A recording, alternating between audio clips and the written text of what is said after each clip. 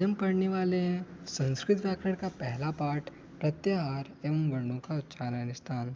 तो ये संस्कृत का एक मौलिक पाठ है, यानी कि इसका उपयोग संस्कृत में बहुत सी जगहों पर किया जाता है और आपको संस्कृत व्याकरण सीखने के लिए ये पाठ तो ज़रूर आना ही चाहिए। तो इसकी हम शुरुआत करते हैं कि संस्कृत भाषा को क्या माहेश्वर शास्त्र कहा जाता है। माहेश्वर का अर्थ होता है शिव जी। अब संस्कृत भाषा को माहेश्वर शास्त्र इसलिए कहा जाता है क्योंकि महर्षि पाणिनि की उपासना से प्रसन्न होकर शिव जी ने अपने डमरू को 14 बार बजाया था, जिससे 14 ध्वनियाँ निकली थी और उन्हीं से 14 माहेश्वर सूत्रों का निर्माण हुआ था। ये 14 माहेश्वर सूत्रों से ही वर्णों का स्थान मतलब संस्कृत भाषा के वर्ण बने हैं, यानी कि इन 14 माहेश्वर सूत्रों से ही संस्कृत भाषा के सारे वर्ण बने हैं, जिनका उपयोग आज हम अपनी मौखिक भाषा में करते हैं। किसी से भी बोलने के लिए, बोलचाल करने के लिए हम इन वर्णों का और इनसे बने शब्दों का उपयोग करते हैं। इसीलिए ये माहेश्वर सूत्रों को संस्कृत व्याकरण का मौलिक आधार कहा जाता है, यानी कि इसका उपयोग संस्कृत व्याकरण में बहुत सी जगहों पर किया जाता है। अब ये 14 माहेश्वर सूत्र हैं अ इ ऊड़ ऋ लि कृ ए ओ अंग ऐ औ च हय वरट लड़ इयो मंगलम झबई गणदस जब गणदस खफ चटत चटतौ कपय सस्सर और हल। तो ये 14 माहेश्वर सूत्र हैं जो कि आपको याद होने चाहिए, क्योंकि ये एग्ज़ाम में भी कई बार पूछा जाता है और इसका उपयोग प्रत्याहार बनाने के लिए भी किया जाता है। तो आपको अगर ये याद रहेंगे तो प्रत्याहार को बनाना आपके लिए उतना ही आसान हो जाएगा और इसका उपयोग काफ़ी और जगहों पर भी होता है, जिससे आपके लिए वहाँ पर चीज़ें आसान हो जाएंगी। ठीक है, तो अभी हम पढ़ते हैं। आप इसको याद ज़रूर कर लीजिएगा, 14 माहेश्वर सूत्र है और ये काफ़ी ज़रूरी है। तो अब हम पढ़ते हैं प्रत्याहार। प्रत्याहार का उपयोग किस लिए किया जाता है? प्रत्याहार वे होते हैं जिनकी सहायता से हम कम से कम शब्दों में अधिकतम बात कह सकते हैं, उन्हें ही प्रत्याहार कहते हैं। यानी कि इनका उपयोग जो होता है शब्दों को शॉर्ट फॉर्म में लिखने के लिए, छोटे में लिखने के लिए किया जाता है। मतलब अगर कोई बड़ी बात को कहना है तो उसको कम शब्दों में कहने के लिए प्रत्याहारों का उपयोग किया जाता है। अब हम सीखेंगे प्रत्याहार क्या होते हैं और वे बनाए कैसे जाते हैं और उनका उपयोग क्या होता है। तो प्रत्याहारों से हम अधिकतम बात को कम से कम शब्दों में कह सकते हैं, अर्थात हम बहुत ही बड़ी बात को बहुत ही छोटे में कह सकते हैं। प्रत्याहार जो होता है वह दो शब्दों से मिलकर बना होता है, जो कि माहेश्वर सूत्रों से लिए जाते हैं। प्रत्याहार का पहला वर्ण माहेश्वर सूत्रों में से कोई भी बिना हलंत वाला अक्षर होता है और दूसरा वर्ण माहेश्वर सूत्रों में से कोई हलंत वाला अक्षर होता है। और इस बिना हलंत वाले अक्षर और हलंत वाले अक्षर के बीच जितने भी बिना हलंत वाले अक्षर आते हैं, उन वर्णों का इस प्रत्याहार से बोध होता है। यदि हम इन माहेश्वर सूत्रों में से कोई भी बिना हलंत वाला अक्षर प्रत्याहार का पहला वर्ड बनाते हैं, जैसे कि अ को हम एक प्रत्याहार का पहला वर्ड सुनते हैं और मान लीजिए च को हम, जो कि हलंत वाला च है, जो कि ए और च में आ रहा है, उसको दूसरा वर्ड बनाते हैं, तो अच प्रत्याहार बनता है। और इससे जो होता है, इनके बीच आने वाले सभी बिना हलंत वाले वर्णों का बोध होता है। जैसे कि अच प्रत्याहार में आते हैं अ इ उ। अब अड़ा नहीं आएगा क्योंकि अड़ा में हलंत लगा है। अ इ उ री ली ए ओ ऐ ओ, यही इन वर्णों का अच प्रत्याहार से बोध होता है। अब हम ये भी देखते हैं कि ये सारे स्वर है, अर्थात हम ये कह सकते हैं कि अच प्रत्याहार से सारे स्वरों का बोध होता है। अर्थात यदि हमें कहीं भी स्वरों का वर्णन करना हो तो हम सिर्फ अच प्रत्याहार इन दो शब्दों से ही सारे स्वरों का वर्णन कर सकते हैं। तो ये होता है प्रत्याहार का उपयोग। प्रत्याहार क्या पढ़ेंगे, वर्ड क्या होते हैं। तो भाषा की सबसे छोटी इकाई को ये वर्ड कह सकते हैं, मतलब उससे छोटी इकाई होती ही नहीं है, उसका विभाजन नहीं किया जा सकता। वर्ड का अर्थ होता है ध्वनि या अक्षर। हमारे मुख से निकली हुई वह छोटी से छोटी ध्वनि जिसका विभाजन ना किया जा सके, उसे ये वर्ड कह सकते हैं, वर्ड कहते हैं। और इनका विभाजन नहीं हो सकता, इस बात को याद रखिएगा, और ये सबसे छोटी इकाई है। अब हम पढ़ेंगे वर्ड कितने प्रकार के होते हैं। तो वर्ड दो प्रकार के होते हैं, स्वर और वे वर्ड होते हैं जिन वर्णों के उच्चारण के लिए सिर्फ किसी और वर्ड की सहायता नहीं लेनी पड़ती है, अर्थात वे स्वतंत्र रूप से बोले जा सकते हैं। इनको बोलने के लिए किसी अन्य वर्ण की सहायता नहीं लेनी पड़ती है। कैसे? जैसे कि यदि हम कोई भी स्वर लेते हैं तो इसे हम बोलने के लिए किसी और वर्ड की सहायता नहीं ले रहे हैं, ये स्वतंत्र रूप से बोला जा रहा है। अब जब हम व्यंजन को पढ़ेंगे तो उनको बोलने के लिए स्वर की सहायता लेनी पड़ती है। अभी उनको बाद में पढ़ेंगे, इसलिए वो अलग हैं और स्वर अलग हैं। अब हम पढ़ेंगे स्वर के कितने प्रकार होते हैं। स्वर के 3 प्रकार होते हैं, ह्रस्व स्वर, दीर्घ स्वर और प्लुत स्वर। ह्रस्व स्वर क्या होते हैं? तो जिन वर्णों के उच्चारण के लिए एक मात्रा का समय लगता है, यानी कि बहुत ही कम समय में वो बोले जा सकते हैं, उन्हें ही ह्रस्व स्वर कहते हैं। इनकी संख्या 5 होती है, अ, ई, उ, री, लिर। तो ये आपको याद करना है तो कर सकते हैं, और कोई बात नहीं है। फिर हम पढ़ेंगे दीर्घ स्वर। दीर्घ स्वर वे स्वर होते हैं जिनकी मात्रा में 2 मात्रा का समय लगता है, अर्थात ह्रस्व स्वर से थोड़ा ज़्यादा समय लगता है। इनकी संख्या 8 होती है, आ, ई, उ, और ऐसे ही 8 स्वर होते हैं। और इनको बोलने के लिए आप देख रहे हैं कि ह्रस्व स्वर से ज़्यादा समय लग रहा है। जैसे हम बोलते हैं अ और आ, तो इसमें हम देख रहे हैं कि आ को बोलने के लिए ज़्यादा समय लग रहा है, अर्थात ये दीर्घ स्वर है।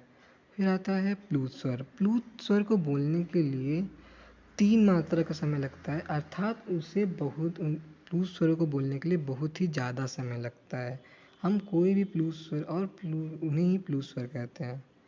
जैसे कि, और ये भी बात ध्यान रखिएगा, कोई भी प्लुत स्वर के बाद 3 का अंक बना होता है। इससे हम पहचान सकते हैं कि वो प्लुत स्वर है। जैसे कि अगर ओ के आगे हम देखिए 3 का अंक बना है, इसका मतलब ये है कि ये प्लुत स्वर है और इसके उच्चारण में ज़्यादा टाइम लगेगा। अगर 3 का अंक ना बना हो तो हम पढ़ते इसे ओम, ओम। लेकिन जब 3 का अंक बना हुआ है तो हम इसकी उच्चारण में जो समय लग रहा है उसे बढ़ाएंगे, जैसे कि ओम। तो हम देख रहे हैं कि हमने उसके उच्चारण में जो समय लग रहा है उसे बढ़ाया, यानी कि ये प्लुत स्वर है। अब हम समझ गए कि ह्रस्व स्वर क्या होते हैं, दीर्घ स्वर क्या होते हैं, प्लुत स्वर क्या होते हैं। अब इनको याद करने के लिए यदि आपको दिक्कत हो रही है तो उसके लिए आप एक श्लोक याद कर सकते हैं, जिससे आप इन सभी स्वरों को एक ही बार में याद कर सकते हैं, आपको कोई दिक्कत नहीं होगी। एक मात्रु भवेत ह्रस्वो, यानी कि जिन स्वरों को बोलने के लिए एक मात्र समय लगे उन्हें ह्रस्व स्वर कहते हैं। द्विमात्रु दीर्घ उच्यते, और जिनको बोलने के लिए 2 मात्रा का समय लगे उन्हें दीर्घ स्वर कहते हैं। और त्रिमास्तु प्लुतो गेयो, त्रिमास्तु प्लुतो गेयो, यानी कि जिनके बोलने के लिए 3 मात्रा का समय लगे उन्हें प्लुत स्वर कहते हैं। व्यंजन 4 मात्रिकम, और व्यंजन को बोलने के लिए 4 मात्रा का समय लगता है, जो कि हम बाद में पढ़ेंगे। तो ये हो गए स्वर आपके। अब हम पढ़ेंगे व्यंजन क्या होते हैं। अब व्यंजन के नीचे आगे हल लिखा है, हमने आपको प्रत्याहारों के बारे में पढ़ाया था, और स्वर के आगे अच लिखा है।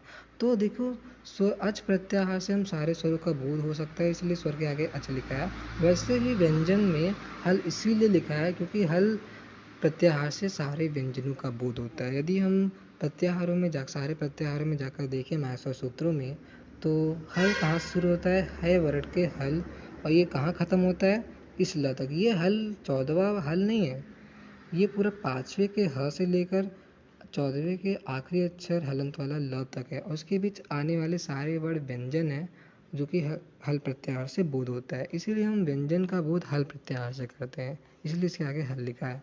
अब हम पढ़ेंगे कि व्यंजन होते क्या है। जिन वर्णों के उच्चारण में स्वरों की सहायता लेनी पड़ती है, वे स्वतंत्र रूप से नहीं बोले जा सकते, उन्हें ही व्यंजन कहते हैं। और देखिए, हम देखते हैं क, तो क में देख रहे हैं कि क, अ, तो अ की हमें सहायता लेनी पड़ रही है। हम क को सिर्फ उसके स्वतंत्र रूप से नहीं बोल सकते, उसके लिए हम अ की सहायता ले रहे हैं। कोई भी हम व्यंजन लेते हैं, ग, तो अ शब्द आ रहा है, जो कि एक स्वर है वो आ रहा है, यानी कि हम व्यंजन को बोलने के लिए स्वर की सहायता ले रहे हैं, इसीलिए ये व्यंजन होते हैं। और इनको बोलने के लिए इनको स्वतंत्र रूप से नहीं बोले जा सकते हैं। तो आप ये समझ गए होंगे। अब हम पढ़ेंगे कि व्यंजन कितने प्रकार के होते हैं। व्यंजन 4 प्रकार के होते हैं, स्पर्श व्यंजन, ऊष्म व्यंजन, अंतःस्थ व्यंजन और संयुक्त व्यंजन। अब हम पढ़ेंगे स्पर्श व्यंजन क्या होते हैं। तो स्पर्श व्यंजन वे व्यंजन होते हैं जिनके उच्चारण में हमारी जीभ का स्पर्श मुख के विभिन्न भागों से होता है, और उन्हें ही स्पर्श व्यंजन कहते हैं। एग्जाम्पल के लिए यदि हम क को बोलते हैं या कि मान लीजिए हम त को बोलते हैं, तो त को जब हम बोल रहे हैं तो हमारी जो जिह्वा है यानी कि जो जीभ है उनका उसका स्पर्श दांतों से हो रहा है। यदि हम प को बोलते हैं तो हम देख रहे हैं हल्का सा स्पर्श जीवा का ओठ से हो रहा है। ऐसे आपको लगेगा नहीं लेकिन हो रहा है। फिर अगर हम त को देखते हैं तो हम देखते हैं कि त का स्पर्श जो हो रहा है, जब हम ट को बोल रहे हैं ट, तो उसका स्पर्श जो हो रहा है वो हो रहा है मूर्धा से, यानी कि जो मुंह के ऊपर वाला भाग है उससे। तो वैसे हम देख रहे हैं कि स्पर्श व्यंजन को बोलने के लिए मुंह के विभिन्न भागों से जीभ का स्पर्श हो रहा है, इसीलिए हम इसे स्पर्श व्यंजन कहते हैं। और ये भी होते हैं 5 वर्गों में बटे होते हैं, क वर्ग, च वर्ग, ट वर्ग, त वर्ग, प वर्ग। और इन सभी के उच्चारण स्थान अलग होते हैं, हर वर्गों के उच्चारण स्थान अलग होते हैं, जो कि हम बाद में पढ़ेंगे कि किस वर्ग के क्या उच्चारण स्थान होते हैं। तो अब हम पढ़ेंगे, अब आपको स्पर्श व्यंजन समझ में आ गया होगा, तो अब हम पढ़ेंगे ऊष्म व्यंजन। तो ऊष्म व्यंजन वे होते हैं जिनके उच्चारण में वायु की रगड़ से ऊष्मा उत्पन्न होती है, यानी कि जब हम उन्हें बोलते हैं तो थोड़ी ऊष्मा मुंह से निकलती है। एग्जाम्पल के लिए यदि हम स को बोल रहे हैं, श, तो उसको बोलने के लिए हमारे मुंह से ऊष्मा निकल रही है, ये वायु की रगड़ का निकल रही है, इसे ऊष्म व्यंजन कहते हैं। और इन्हें बोलने के लिए अब हम देखते हैं कि हमारे मुंह से ऊष्मा निकल रही है वायु से रगड़ खाकर, इसीलिए इसे ऊष्म व्यंजन कहते हैं। ये 4 होते हैं, स, ख, स, ह। और जो स्पर्श व्यंजन होते हैं वो 25 होते हैं, और जो ऊष्म व्यंजन होते हैं वो 4 होते हैं। स्पर्श व्यंजन की 25 संख्या होती है, आपको ये याद रहेगा, और इस पर ऊष्म व्यंजन की संख्या 4 होती है। कभी कभी एग्जाम में आ जाते हैं तो आप इसको याद रखिएगा। फिर आते हैं अंतःस्थ व्यंजन, इनकी संख्या भी 4 होती है, य, र, ल, व। फिर हम पढ़ेंगे संयुक्त व्यंजन। संयुक्त व्यंजन जो होता है वो 2 व्यंजनों के योग से बने होते हैं, जैसे कि छ, त्र, ज्ञ, और एक और संयुक्त व्यंजन होता है स्र, यानी कि हमने पढ़ लिया है कि व्यंजन क्या होते हैं। स्पर्श व्यंजन जिनको बोलने के लिए, जिनके उच्चारण के लिए हमारे जीवा का स्पर्श मुंह के विभिन्न भागों से होता है। अब ऊष्म व्यंजन क्या होते हैं, हमने ये पढ़ लिया कि हम जिन वर्णों के उच्चारण में हमारे मुंह से ऊष्मा निकलती है उसे ऊष्म व्यंजन कहते हैं, जिसका जो कि हमें नाम से, उसके नाम से ही पता चल रहा है। फिर आते हैं अंतःस्थ व्यंजन, इनकी संख्या 4 है। फिर आते हैं संयुक्त व्यंजन, जो 2 व्यंजनों के योग से बने होते हैं। तो हमने पढ़ लिया व्यंजन क्या होते हैं। अब हम पढ़ेंगे अयोगवा। तो अयोगवा कहाँ से आग टपके, क्योंकि अयोगवा तो माहेश्वर सूत्र में थे ही नहीं। तो अयोगवा इन्हें इसलिए कहा ही जाता है क्योंकि ये माहेश्वर सूत्र में नहीं है। अयोगवा माहेश्वर सूत्र में ना होने पर भी इनका उपयोग भाषा में होता है, इसीलिए इन्हें अयोगवा कहते हैं, अर्थात जिनका योग माहेश्वर सूत्र में नहीं ना हो, अर्थात जो माहेश्वर सूत्र में नहीं है और इनका उपयोग भाषा में होता है। वैसे तो इनकी संख्या 5 होती है, लेकिन मुख्य रूप से 2 ही महत्वपूर्ण अयोगवा है, अनुस्वार और विसर्ग। अब हम पढ़ेंगे कि अनुस्वार क्या होते हैं। तो जिसके उच्चारण के लिए हमें नासिका की मदद लेनी पड़ती है, यानी कि अनुस्वार का जो उच्चारण होता है वो नासिका से होता है। जब भी हम अनुस्वार का उच्चारण करते हैं तो हमारे नासिका से हवा निकलती है। आप किसी भी अनुस्वार के उच्चारण में ये देख सकते हैं, जैसे कि अभी हम एक अनुस्वार का उच्चारण करते हैं अंग, तो अंग में हम देख रहे हैं हमारी नासिका से इसका उच्चारण हो रहा है, इसलिए इसे अनुस्वार भी कहते हैं और इसे ही अनुस्वार कहते हैं। अर्थात जिसका उच्चारण नासिका से हो उसे ही अनुस्वार कहते हैं। ठीक है। अनुस्वार जो होता है वो हमेशा किसी न किसी स्वर के बाद ही आता है, इस बात को आपको याद रखना पड़ेगा। इसका यूज जो होता है हमेशा किसी स्वर या व्यंजन के बाद ही होता है। जैसे कि अ के बाद अंग बोलने के लिए, च के बाद चंग, हम देख रहे हैं किसी व्यंजन या स्वर के ऊपर ही हो रहा है, स्वर के बाद ही हो रहा है या किसी व्यंजन के बाद ही हो रहा है। इसीलिए हम देख सकते हैं कि अनुस्वार का उपयोग हमेशा किसी स्वर या व्यंजन के बाद ही होता है। अब हम पढ़ेंगे कि विसर्ग क्या होते हैं। तो अब हम पढ़ेंगे कि विसर्ग क्या होते हैं। तो विसर्ग जो होता है, उसे विसर्ग को पहले हम देख लेते हैं, ये रिप्रेजेंट किसे किए जाते हैं, दर्शाए किससे जाते हैं। तो ये जो विसर्ग जो होते हैं इन 2 बिंदुओं से दर्शाए जाते हैं, जो कि आप देख ही सकते हैं। तो जब भी हम विसर्ग को उच्चारण करते हैं, तो जब भी हम ये 2 बिंदु देखते हैं तो हम ये कहते हैं कि इसके आगे किसी भी स्वर के आगे या व्यंजन के आगे ये 2 बिंदु लगे हैं, तो हम ये कहते हैं कि विसर्ग लगा है, यानी कि हमें विसर्ग का उच्चारण करना है। विसर्ग के उच्चारण के समय हमारे मुख से वायु को तेजी से विसर्जित किया जाता है। क्या किया जाता है, वायु को तेजी से विसर्जित किया जाता है। और विसर्ग के उच्चारण के समय हमारे मुख से थोड़ी सी ह जैसी ध्वनि निकलती है। जैसे कि यदि हम मुनि के आगे विसर्ग लगाएं, विसर्ग का चिन्ह लगाएं, जो कि ये दो बिंदु हैं मुनि, जैसे आप देख सकते हैं कि ये मुनि में लगा हुआ है। तो अब हम विसर्ग का चिन्ह लगा चुके हैं और अब हम इसे पढ़ेंगे मुनि। क्या पढ़ेंगे? मुनि। तो आप समझ गए होंगे कि विसर्ग क्या होते हैं। पढ़ेंगे वर्णों का उच्चारण स्थान, यानी कि किन किन वर्णों का उच्चारण मुख के किन किन भाग से होता है। तो वर्णों के उच्चारण स्थान मुख्य रूप से 8 ही हैं: कंठ, तालु, मूर्धा, दंत, ओष्ठ यानी कि ओठ और दंत यानी कि दांत, नासिका यानी कि नाक का जो छिद्र है, और जीवा मूल। ठीक है। तो अब हम पढ़ते हैं कि कौन कौन से भाग के कौन कौन से वर्ड आते हैं, मतलब कौन कौन से भाग से कौन कौन से वर्ड का उच्चारण स्थान होता है, मतलब उच्चारण होता है। ठीक है। तो कंठ से किन किन वर्णों का उच्चारण होता है। तो ये स्वर में अ और आ का उच्चारण कंठ से होता है, और क वर्ग का उच्चारण पूरे कंठ से होता है। क्या समझे आप? क वर्ग का उच्चारण कंठ से होता है। ठीक है। और ह, यह स में जो लास्ट वर्ड है, यानी कि जो उसमें व्यंजन है उसमें लास्ट वर्ड है ह, उसका उच्चारण जो होता है वो कंठ से होता है। और विसर्ग का उच्चारण किससे होता है? कंठ से होता है। देखिए तालु जो कि एक उच्चारण स्थान है, उनसे किन किन वर्णों का उच्चारण होता है। तो इससे स्वरों में ई और बड़ी ई का उच्चारण होता है, और व्यंजनों में च वर्ग यानी कि च छ ज ज य, और य र य और स बड़ा स। य र ल व में पहला वर्ड जो है य का उच्चारण तालु से होता है, और वैसे ही स क स ह में पहला अक्षर स का उच्चारण तालु से होता है। जैसे इससे आप याद कर सकते हैं कि य जो कि पहला वर्ड है, स जो कि पहला वर्ड है, उसका उच्चारण तालु से होता है। इसी प्रकार हम देखेंगे कि मूर्धा से किन किन वर्णों का उच्चारण होता है। तो मूर्धा से स्वरों में री और री का उच्चारण होता है, और व्यंजनों में ट वर्ग यानी कि ट ठ ड ढ अड़। ठीक है। और र और खटकोड़ वाला स। ठीक है। अब हम देखते हैं कि य र ल व में जो र है वो दूसरा वर्ड है, और उसका उच्चारण मूर्धा से हो रहा है। वैसे ही स ख स ह में पहला जो दूसरा वर्ड है वो ख है, उसका उच्चारण मूर्धा से हो रहा है।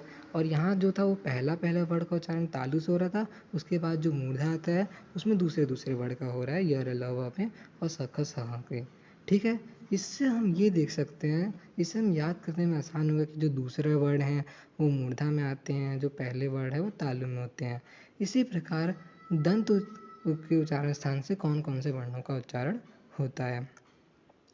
तो इसे स्वरों में ली का उच्चारण होता है, और व्यंजनों में त वर्ग यानी कि त थ द ध न, और ल और स।